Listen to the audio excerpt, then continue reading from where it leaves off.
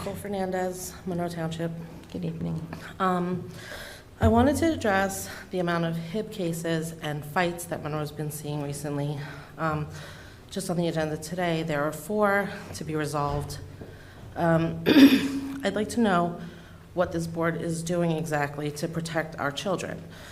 These instances of harassment and bullying are being reported by our children, and then they have to depend on this board to decide if their claim is significant to take action towards.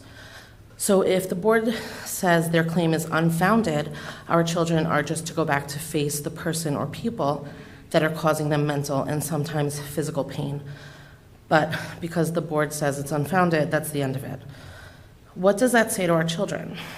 When you're harassed, whether mentally, physically, or sexually even, if you don't have a witness, or even if you do, the board can't or won't help you.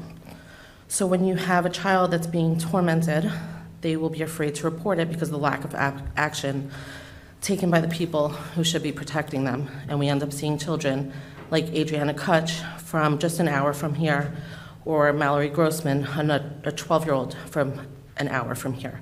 Both committed suicide because their bullies were allowed to get away with what they did to those girls.